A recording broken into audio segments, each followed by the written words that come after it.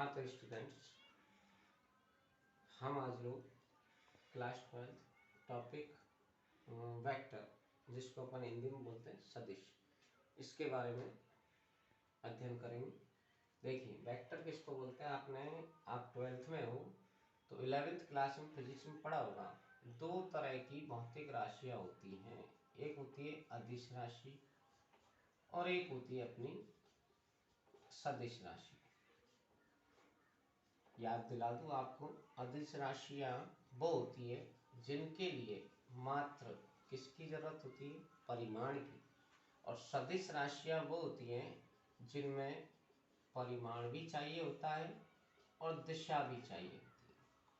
अच्छा, जैसे इनका एग्जाम्पल लें, परिमाण अपन जैसे सिर्फ और सिर्फ ये कहते हैं कि जैसे द्रव्यमान की बात है कि साहब 2 किलोग्राम चीनी दे दो, ठीक है, या फिर कि मैं 2 किलोमीटर चलकर आया हूं, तो ये क्या है, अदिश है।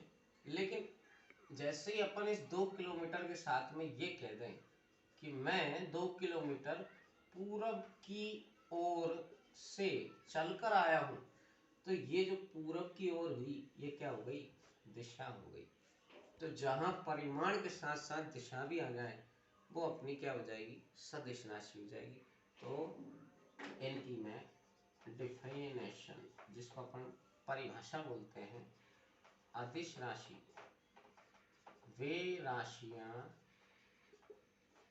जिन्हें व्यक्त करने के लिए किसकी आवश्यकता हो, केवल परिमाण की, करने के लिए केवल परिमाण की आवश्यकता हो।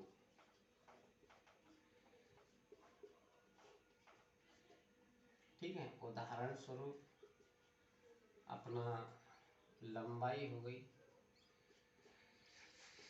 द्रव्यमान हो गया, और भी आपको उदाहरण फिजिक्स में मिल जाएंगे। अपने मैथ में तो थोड़ा बहुत ही बहुत है, केवल अपने समझ में आना चाहिए। सदिश राशि, सदिश राशियां क्या होती हैं, वे राशियां जिन्हें व्यक्त करने हेतु दिशा व परिमाण दोनों की आवश्यकता हो, दोनों की आवश्यकता हो। एग्जाम्पल के लिए जैसा अपन बात करें त्वरण, ठीक है, बल, ठीक है। यहाँ देखो, एक बात ध्यान रखना, वेग अदिश है लेकिन बल, त्वरण, ये दोनों सदिश है। कार्य अदिश है, ठीक है। तो ऐसे आप और एग्जाम्पल ले सकते हैं। ये तो अपने सिंपली अदिश और सदिश की डेफिनेशन होगी। अच्छा, अब किसी भी, अपन जानते हैं जब सदिश की बात होती है तो या तो 2D या फिर 3D में बात होती है। तो मैं 3D तौर पे ले रहा हूँ आपको। 3D का मतलब त्रिविम ज्यामिति, एक्स वाई और जेड अक्ष। मान लिया जाए ये बिंदु है कोई P, इसके निर्देशांक हैं x1, y1, z1।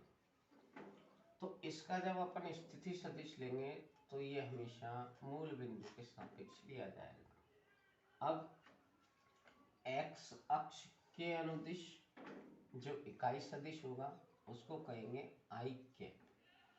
y अक्ष के जो अनुदिश इकाई सदिश होगा उसको बोला जाएगा j कैप। और z अक्ष के अनुदिश जो इकाई सदिश होगा वो होगा k कैप, ठीक है। तो इसी प्रकार जब अपन OP वेक्टर लिखना चाहेंगे, ये देखो O से P के लिए ये P बिंदु था अपना, इसका स्थिति सदिश लेना चाह रहे अपन, तो किसी निश्चित बिंदु से दिए गए बिंदु का स्थिति सदिश कैसे लिखते हैं अपन, जैसे यहाँ पर मैंने दिखाया ये है मूल बिंदु। मूल बिंदु के आप जानते हो 0,0 किस में होते थे 2D में। अब यहाँ 3D चल रही है तो 0,0,0 चलेगा। ठीक, तो यहाँ पर x1 i cap, y1 j cap, z1 k cap, ये अपना OP वेक्टर बन जाएगा। ठीक है, और इसका परिमाण अगर लेना होता है तो ये मोड लगा देते हैं अपन, जिसको अपन कैसे निकालते हैं x1 square, y1 square, z1 square. मतलब ये जो i, j और k स्थिति सदिश थे किसके, इस बिंदु के लिए जो इकाई सदिश थे, सॉरी स्थिति नहीं इकाई सदिश जो थे तीनों अक्षों के, उनके लिए जो अपन इनके साथ में x1, y1 और z1 का मान जो ले रहे थे, उन मानों को इस फॉर्मूले में जमाने पर अपना ओपी वेक्टर का मापांक आएगा। इसको हिंदी में क्या बोलेंगे, ओपी वेक्टर का मापांक। ठीक है, बाकी आप देख लीजिए, और कोई दिक्कत हो तो आप कमेंट करके पूछ सकते हैं। स्क्रीनशॉट ले लीजिए, मैं दूर हो जाता हूँ। ठीक है, दो ही समझने की अदिश सदिश क्या होते हैं ये हैं, और एक अपना स्थिति सदिश कैसे लिखते हैं और उसका मापांक क्या होता है। हाँ, तो आपने स्क्रीनशॉट ले लिया होगा। आगे देखते हैं अपन सदिश के प्रकार।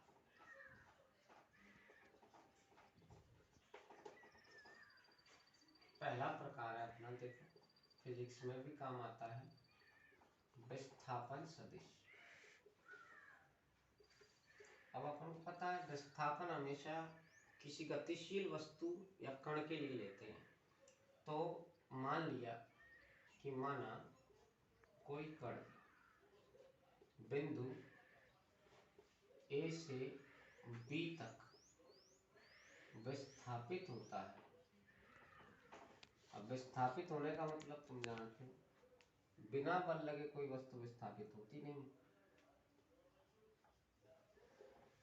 तो इसका विस्थापन सदिश, अब देखो बिंदु A से B पर गया तो A पहला आएगा, B बाद में आएगा, फिर इस पे वेक्टर का निशान मतलब तीर लग जाएगा ऊपर। विस्थापन सदिश AB वेक्टर कहलाता है। ठीक है फ्रेंड्स, ये है अपना विस्थापन सदिश। चाहो तो इसको अपन चित्र से लिख सकते हैं। जैसे ये A बिंदु है, ये B बिंदु है, कोई कण यहाँ से गतिशील हुआ और B तक पहुंच गया, तो इसको अपन वेक्टर नोटेशन में AB वेक्टर कह सकते हैं। अच्छा, इसके बाद देखो, इसके बाद है अपना शून्य सदिश। अच्छा, शून्य सदिश क्या होता है, यदि कोई सदिश का मापांक शून्य के बराबर हो, किसी सदिश का मापांक, अभी बताया था ना मैंने पहले, मापांक मतलब मोड, शून्य के बराबर हो तो वह क्या कहलाएगा, शून्य सदिश कहलाता है। जैसे अपन कह दें कि ओपी वेक्टर बराबर है जीरो वेक्टर। ये ओ वेक्टर भी बोला जाता है और जीरो वेक्टर भी। मतलब इसको अपन क्या मान सकते हैं कि ये जो ओपी वेक्टर है उसका मापांक मॉड किसके बराबर है, जीरो। ठीक है, तीसरा प्रकार देखिए, तीसरा है अपना इकाई सदिश। मैथ में अपनी परिभाषा इतनी इंपॉर्टेंट नहीं है जितनी अपन समझने की जरूरत है। देखो इकाई सदिश क्या होता है, यदि कोई सदिश इकाई सदिश होता है तो उसको अपन कैप लगा के बोलते हैं। अपन ने देखा भी था वहां पर, ये तीन अक्ष लिए थे, आई कैप, जे कैप, के कैप।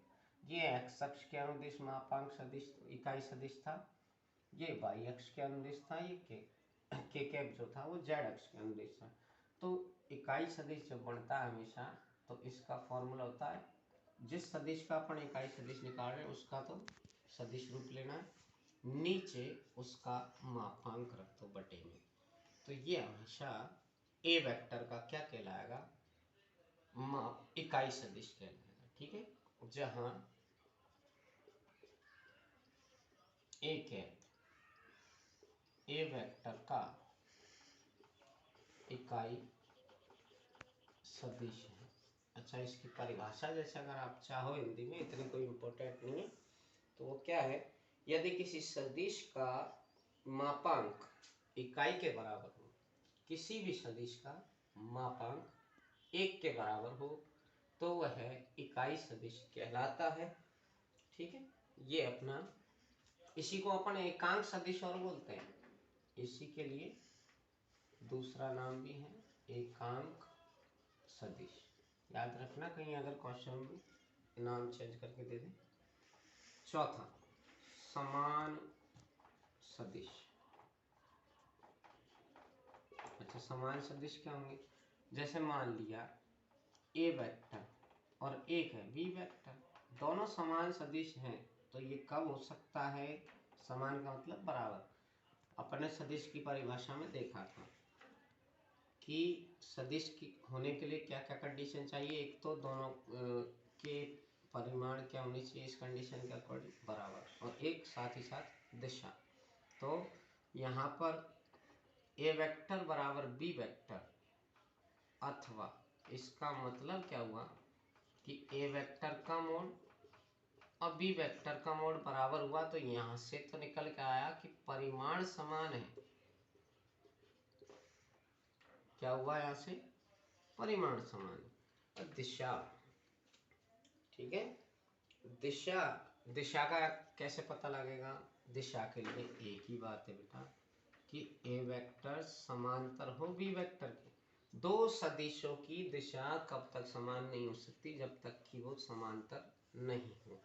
जैसे ये अपना ए वेक्टर है, ये बी वेक्टर है, ये ए वेक्टर, ये बी वेक्टर, देखो इनकी दिशा समान है, लेकिन ये विपरीत सदिश है, तो यहाँ ये समान सदिश नहीं हो सकते। हाँ, अगर इस स्थिति में हो कि ए वेक्टर और बी वेक्टर दोनों की दिशा भी तो समान है, यानी कि समांतर है, लेकिन इनके परिमाण यहाँ पर क्या आ जाए, बराबर आ जाए। देख लो गौर से, दोनों एक ही दिशा में जा रहे हैं, समांतर तो है लेकिन दिशा भी तो देखो एक ही डायरेक्शन में गए।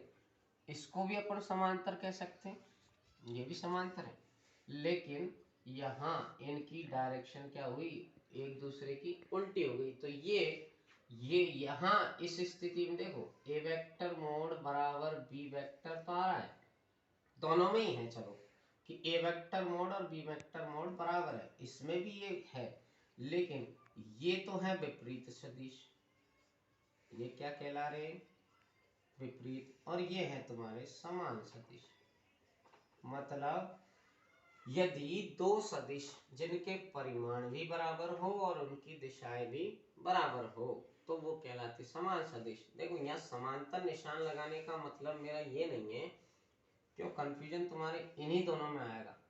क्यों आएगा कंफ्यूजन कि सर आपने तो यहाँ समांतर लगाया, तो यहाँ भी समांतर है, यहाँ भी समांतर है, लेकिन ये कंफ्यूजन इस डायग्राम के थ्रू मिट सकता है तुम्हारा। कैसे, वो देखो, यहाँ इन दोनों की डायरेक्शन एक ही दिशा में गई है, तो ये हमेशा समान बनेंगे, लेकिन इनकी डायरेक्शन देखो, एक जैसे पूर्व दिशा में गया तो दूसरा पश्चिम दिशा में जा रहा है, इसका मतलब ये विपरीत है। मतलब ए वेक्टर जो है वो माइनस बी वेक्टर के बराबर है, और यहाँ ए वेक्टर बी वेक्टर के बराबर है। जो अपनी कंडीशन यहाँ सेट हो रही है वो किसकी है, समान सदिश की। ठीक है, तो अब विपरीत की लो। पांचवा, विपरीत सदिश।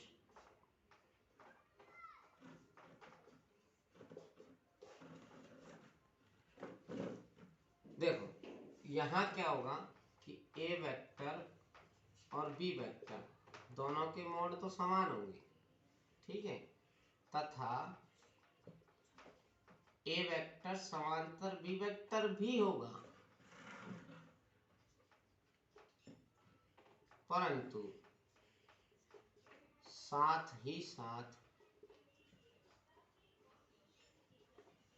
इन दोनों वेक्टरों में क्या संबंध होगा कि ए वेक्टर माइनस बी वेक्टर के बराबर होगा, जो ये कंडीशन तुम्हारे सामने है। ठीक है, ये विपरीत सदिश हो गए। अब देखो संरेख सदिश, छठा प्रकार संरेख सदिश। आपको मालूम होगा, 10th क्लास में पढ़ा होगा, संरेख बिंदु क्या होते हैं? वे बिंदु जो एक ही रेखा पर स्थित होते हैं। तो यह सदिशों की बात है। यदि एक हुए, ध्यान भंग हो गया था, 12 बच्चे थे, देखिए दोबारा देखिए, संरेख सदिश क्या होते हैं? संरेख सदिश जो होता है वो जैसे ये रेखा है, एक ही रेखा के समांतर गुजरने वाले सदिश हमेशा संरेख सदिश कहलाते हैं। तो लिखो, ऐसे सदिश जो एक ही रेखा के समांतर सदिश होते हैं। ठीक है, एक ही रेखा के समांतर सदिश जो होते हैं, वहां अपना बिंदु चलता था 2D में। जैसे ये रेखा जा रही है अपनी की सॉरी, ये किरण बन जाएगी, ये रेखा गई, इसमें प्रारंभिक बिंदु तो निश्चित होता है रेखा का, अंतिम बिंदु निश्चित नहीं होता। ये रेखा गई, इसके लिए ये पहला वेक्टर ए वेक्टर गया, ये दूसरा वेक्टर बी वेक्टर गया।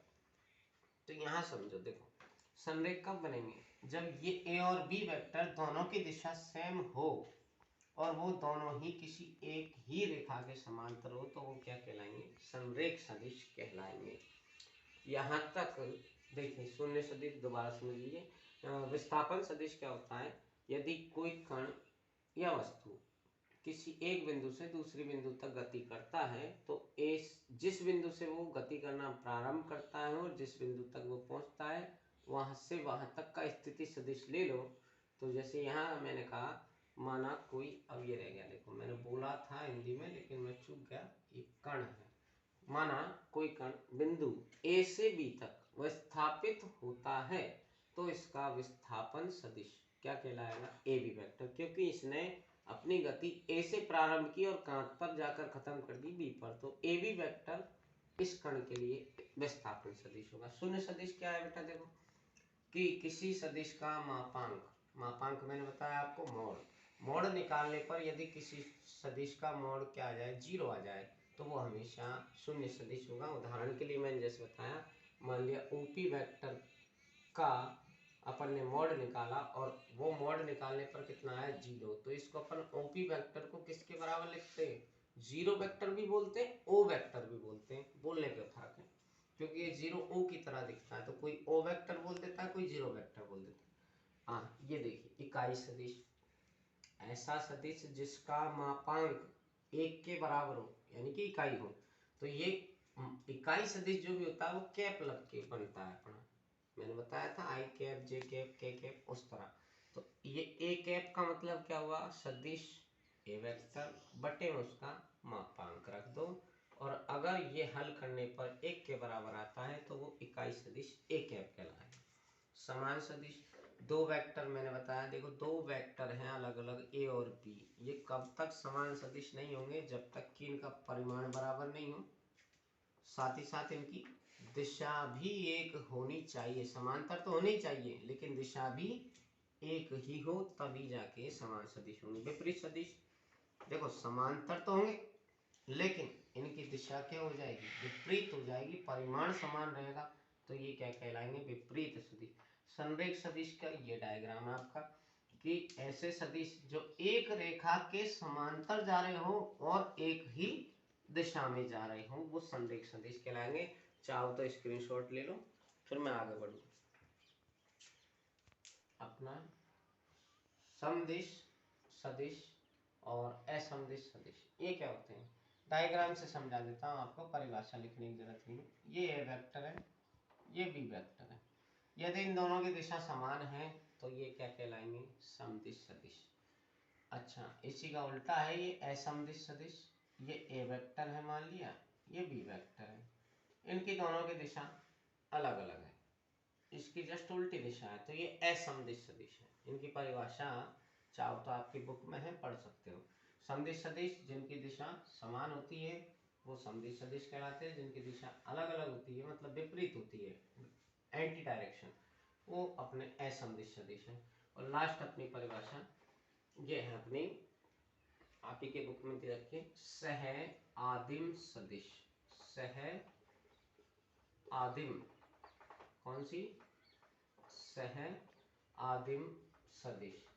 ये जो मैं संरेख में बोल गया था ना बीच में, वो इसकी थी क्योंकि मैं डिस्टर्ब हो गया था उस वजह। सह आदिम सदिश, यदि दो सदिश एक ही प्रारंभिक बिंदु से जा रहे हों, जैसे ये ए वेक्टर है ये बी वेक्टर है, तो ये दोनों क्या कहलाएंगे? सह आदिम सदिश। यदि दो सदिश एक ही प्रारंभिक बिंदु से गुजरते हो या प्राप्त होते हो तो ये सह आदिम सदिश कहलाते। ये अपनी परिभाषा थी। अब देखो 3D में मैंने बताया आपको, 3D में 3 एक्सिस होती हैं, एक्स वाई और जेड। ये अपना मूल बिंदु मान लिया जाए, कोई पी बिंदु है जिसके निर्देशांक एक्स वाई जेड है, तो इसकी तो दिक्कोजाएं होंगी। ये जो बिंदु है इसको जब अपन ओ बिंदु से मिलाएंगे, मान लिया एक्स अक्ष के साथ अल्फा कोण बना रहा है, वाई अक्ष के साथ बीटा कोण बना रहा है, और ये चूंकि 3D में है तो मैं अगर आपको दिखा भी दूंगा तो वो एक तरह से गलत होगा, हालांकि कोण तो 90 से कम का ही रहेगा इसके साथ। 3D में ये जैसे अपन ने गामा कोण बना लिया, ये गामा दो तरीकों से बनता है, बुक में इस तरह भी होता है, मैं इस तरह बनाता हूँ, थोड़ा सा फर्क रहेगा। तो मान लिया अक्षों के साथ अल्फा बीटा और गामा कोण बना रहा है ये बिंदु, तो दिक्कोजाएं क्या कहलाएंगे? दिक्कोजाएं। इनके लिए सूत्र होता है, देखो एल होती है एक्स अक्ष के साथ प्राप्त होने वाली दिक्कोजा, जिसका सूत्र है एल बराबर कॉस अल्फा। एम वाई अक्ष वाले कोण से आएगी यानी कि बीटा वाले से, तो ये हो जाएगी कॉस बीटा। एन ये जेड अक्ष वाले से आएगी, गामा हो जाएगी। और तीनों अक्षों की जो दिक्कोजाएं होती हैं उनमें संबंध होता है L square plus M square equal 1। ये अपना फॉर्मूला है। इसके अलावा अपने 10.1 में कुछ भी नहीं है, जो भी अपने डिफाइनेशन पढ़ी है वो है और ये फॉर्मूला है। तो अपन अब 10.1 चालू करेंगे, आप जल्दी स्क्रीनशॉट लीजिए ताकि मैं आगे बढ़ूँ। उम्मीद है आपने ले लिया होगा, मैं मिटा रहा हूँ। क्वेश्चन नंबर 1 क्या कह रहा है? उत्तर से 30 डिग्री पूर्व। अब अच्छा आपको डायरेक्शन का ध्यान होगा, ये नॉर्थ, ये ईस्ट, ये वेस्ट और ये साउथ, ये अपना हॉरिजॉन्टल पॉइंट हो जाता है, मूल बिंदु जिसको अपन बोलते हैं। उत्तर से 30 डिग्री। अब उत्तर यहाँ से अगर अपन लेते हैं तो उत्तर के साथ 30 डिग्री पर 30 डिग्री पर कोई डायरेक्शन अपन को बता रहा है। वो क्या कह रहा है कि उत्तर से 30 डिग्री पूरब में, अब पूरब की ओर अपन 30 डिग्री झुक के ईस्ट की तरफ 40 किलोमीटर के विस्थापन पर, यहां से यहां तक मान लिया वो 40 किलोमीटर गया, तो ये अपना पी बिंदु आ गया। उसने कहा वो अपन ने ले ली के विस्थापन का आलेखी निरूपण कीजिए, ये अपन ने निरूपण कर दिया, बस ये डायरेक्शन देनी है। अब इसके लिए अपन को हिंदी लिखनी है थोड़ी सी एक लाइन की, कि उत्तर से 30 डिग्री पूरब की ओर 40 किलोमीटर के विस्थापन को हम निर्देशित आलेख से दर्शा सकते हैं। ये लिख दो बस, और क्या करना है, निर्देशित आलेख से दर्शा सकते हैं। ये पहला क्वेश्चन है अपना, ठीक है। मैं थोड़ा जल्दी में ले रहा हूँ इसलिए राइटिंग बिगड़ेगी, ध्यान रखना, मैं बोल भी रहा हूँ। अच्छा सेकंड क्वेश्चन है, देखो अब इसने वही सदिश और अदिश की परिभाषा का अकॉर्डिंग पूछा है कि निम्न में से कौन अदिश है और कौन सदिश है, ये बताना है। पहला पॉइंट, 10 kg। अब बताओ आप, ये क्या कह रहा है 10 किलोग्राम। मात्र क्या बताया है आपको, द्रव्यमान। और द्रव्यमान क्या होता है, चूंकि यहाँ मात्र द्रव्यमान है जो अदिश राशि है। खत्म, यही बताना है अपन को, और कुछ नहीं बताना। दूसरा देखो, 2 मीटर उत्तर पश्चिम। अब देखो गौर से पढ़ो, 2 मीटर नॉर्थ और वेस्ट, उत्तर पश्चिम, ये नॉर्थ उत्तर, ये वेस्ट पश्चिम। 2 मीटर उत्तर पश्चिम, 2 मीटर तो गया, ये तो हो गई दूरी, लेकिन ये नॉर्थ वेस्ट क्या हो गया, दिशा हो गई। यहाँ दूरी व दिशा दोनों है, तो यह एक सदिश को दर्शाता है। किसको दर्शाएगा, सदिश को। अच्छा, तीसरा पॉइंट देखिए, तीसरा है अपना 40 डिग्री।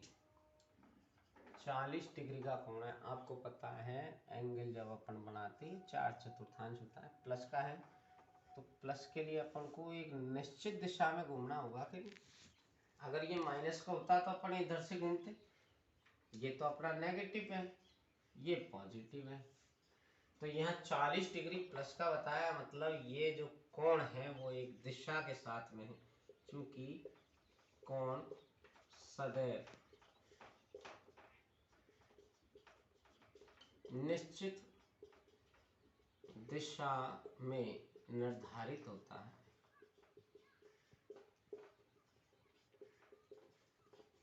अतः ये है सदिश है। ठीक है बेटा, समझ में आया। चौथा देखो, देख चालू। चौथा देखिए, फोर्थ पार्ट है अपना 40 वाट। अच्छा, वाट किसका है, फिजिक्स में पढ़ा होगा, वाट किसको दर्शाता है, पावर यानी कि शक्ति को। 40 वाट शक्ति है। अब शक्ति कभी भी दिशा को नहीं बताती है कि किस दिशा में लगी है, तो वाट हमेशा अपना अदिश होगा। तो यहाँ लिखेंगे, चूंकि शक्ति एक अदिश राशि है, क्या है, अदिश राशि है, अतः 40 वाट अदिश है। क्या है, अदिश है। अच्छा, पांचवा देखो, पांचवा है अपना 10⁻⁻19 कूलाम्ब। कूलाम्ब किसके लिए लगाते हैं अपन, किसके लिए लगाते हैं, आवेश के लिए।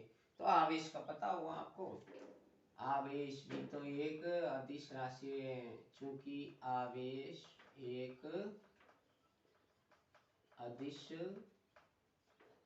राशि है, तो यहाँ 10⁻⁻19 कूलाम्ब एक अदिश है। ठीक है, और इसका लास्ट पार्ट देखो, छठा, 20 मीटर पर सेकेंड स्क्वायर।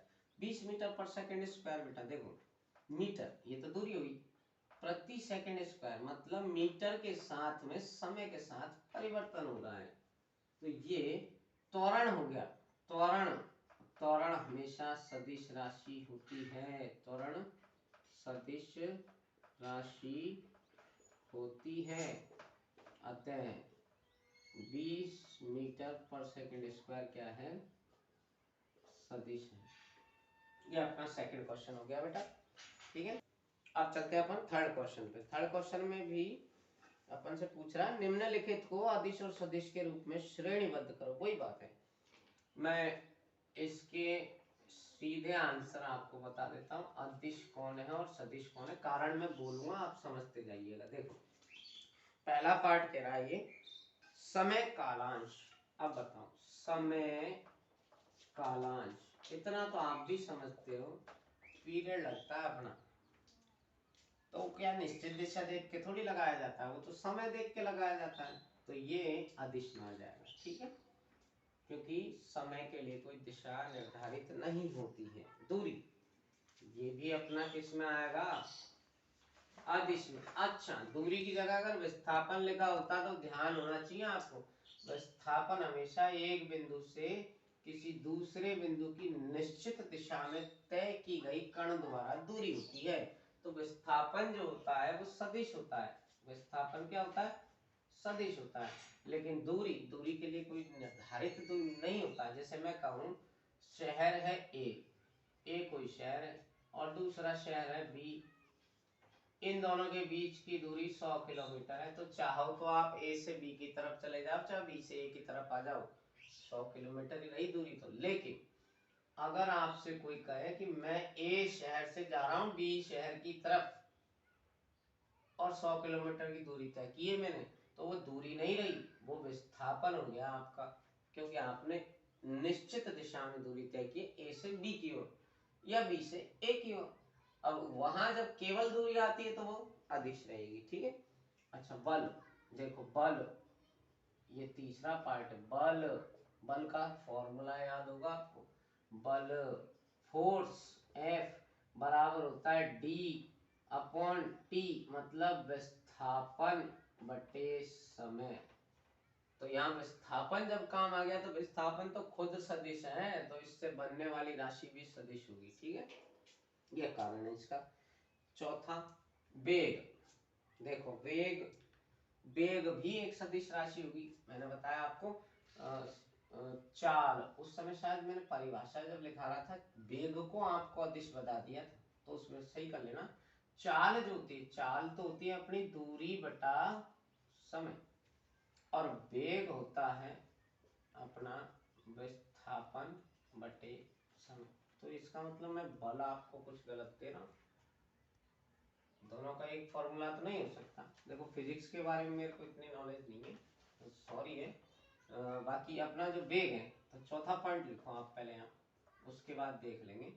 वेग जो है वो तो सदिश में आएगा। अब बल की बात करते हैं। बल बराबर एफ बराबर एम इंटू ए होता है। सुनो, बल, बल बराबर होता है एफ बराबर एम इंटू ए, जितना मुझे याद है फिजिक्स उसके हिसाब से।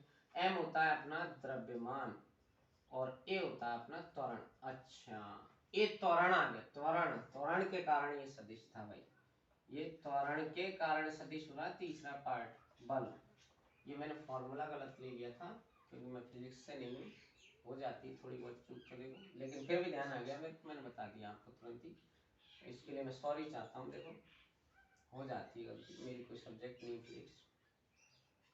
अच्छा, अब आता है अपना कार्य।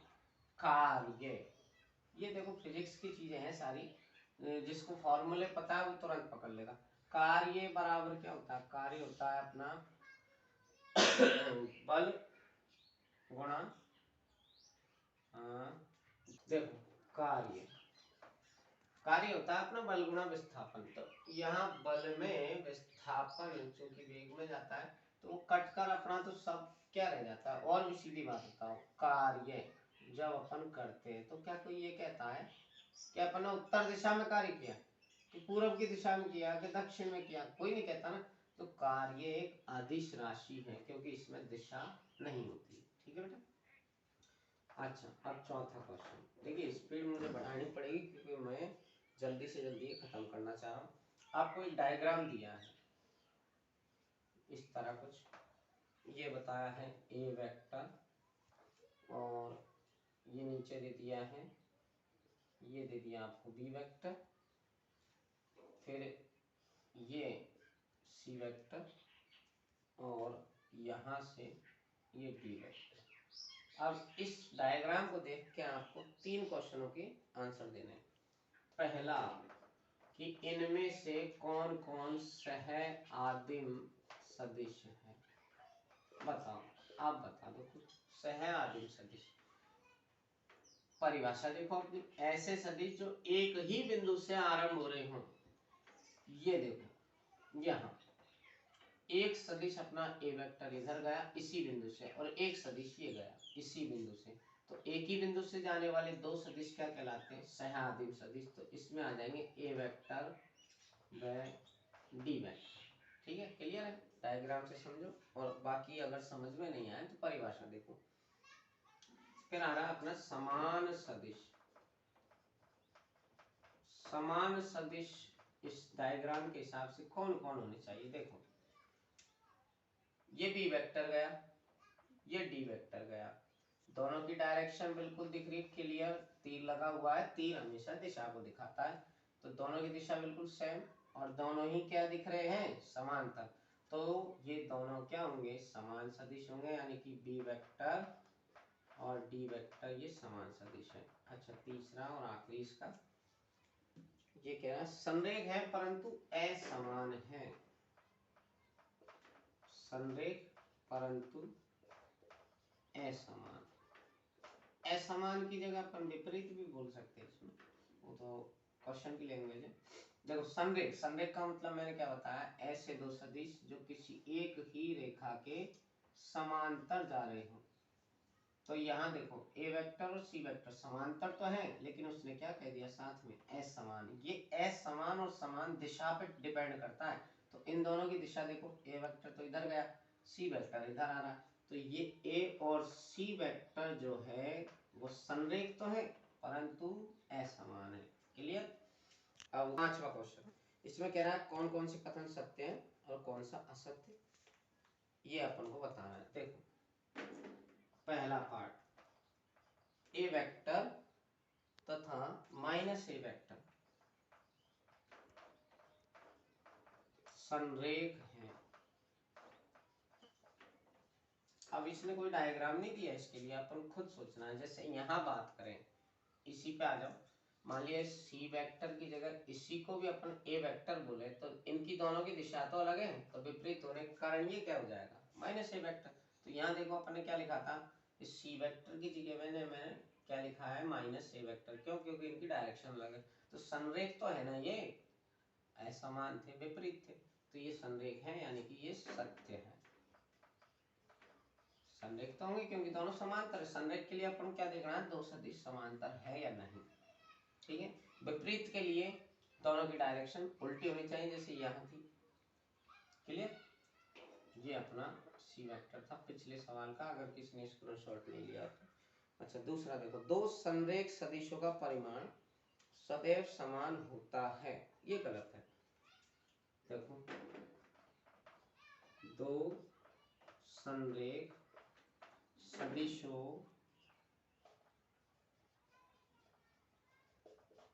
का परिमाण सदैव समान नहीं होगा। क्यों नहीं होगा?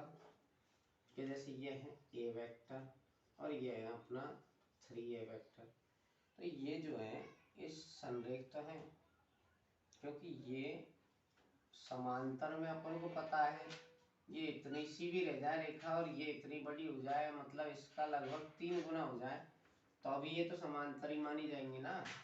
तो ये a और 3a वेक्टर संरेख तो है, लेकिन इनका परिमाण कैसे बराबर होगा? नहीं होगा ना। ये तो इतनी सी रहेगा, ये इतनी बड़ी होगी, तो a वेक्टर और समान नहीं होगा जैसे a वेक्टर व 3a वेक्टर। ठीक है। अच्छा, थर्ड क्वेश्चन देखो, समान परिमाण वाले दो सदिश संरेख होते हैं, तो ये भी सही नहीं है। समान परिमाण वाले दो सदिश संरेख होना आवश्यक नहीं, मतलब हो तो सकते हैं लेकिन हमेशा नहीं होंगे। और उसकी कंडीशन क्या है वो देखो, मान लिया ये ए वेक्टर है जिसका परिमाण मतलब मोड निकालने पर 3 आ रहा है, और ये कोई दूसरा वेक्टर है बी वेक्टर, इसका भी परिमाण 3 आ रहा है। इसके अकॉर्डिंग ये कह रहा है समान परिमाण, तो दोनों के परिमाण तो समान है, मोड तो समान है, लेकिन जरूरी थोड़ी है कि ये समांतर ही हो। ये बी वेक्टर भी 3 है, इनकी डायरेक्शन समांतर थी क्या इसकी तरह, तो इसलिए हमेशा संरेख नहीं हो सकते। ठीक है। देखो क्या कह रहा है, समान परिमाण वाले दो संरेख सदिश समान होते हैं। लास्ट में था समान परिमाण वाले दो संरेख सदिश, क्या मांग रहा है वो, समान होते हैं, नहीं होते। क्यों नहीं होते? दो संरेख सदिश समान नहीं होते। ये अपन को जब भी ऐसे कथन हो सदैव की देखा करो, हर एक कंडीशन छूटनी नहीं चाहिए। ये कह रहा है समान परिमाणों, जैसे ये A वेक्टर और B वेक्टर समान है, लेकिन वो क्या मांग रहा है, संरेख। अब देखो संरेख में अपन को पता है अपन दोनों की डायरेक्शन सेम भी ले सकते हैं और दोनों की डायरेक्शन उल्टी भी ले सकते हैं। क्लियर है? बता रखा मैंने आपको संरेख में। देखो ये दोनों संरेख लिए थे तो इनकी डायरेक्शन तो उल्टी थी। अब चलो इनके परिमाण मान लिया, इसका परिमाण 2, इसका परिमाण भी 2, तो इस कंडीशन को फॉलो कर गया क्या? समान तो परिमाण है, दोनों संरेख भी है, तो समान होंगे क्या? अब समान सदिश के लिए क्या बताया था मैंने कि दोनों की डायरेक्शन बिल्कुल सेम होनी चाहिए। यहाँ तो डायरेक्शन उल्टी हो रही है ना, तो इसलिए ये सत्य नहीं है, तो अपन लिखते समान नहीं होते। तो ये अपने 10.1 जो अपना चैप्टर था 10, उसकी पहली प्रश्नावली के 5 ही क्वेश्चन है आपके बुक में, जो सीधे सीधे आपको दिख रहे थ्योरेटिकल है। अगर जो आपने परिभाषाएं मैंने बताई है वो क्लियर है, आपको समझ में आ गई है, तो इनके आंसर आप आराम से दे सकते हैं। आशा करता हूँ कि आपको ये समझ में आया होगा। और भी अगर कोई आपको दिक्कत आ रही हो तो आप कमेंट करके मुझे बता दीजिएगा कि सर दुनिया में कहने दे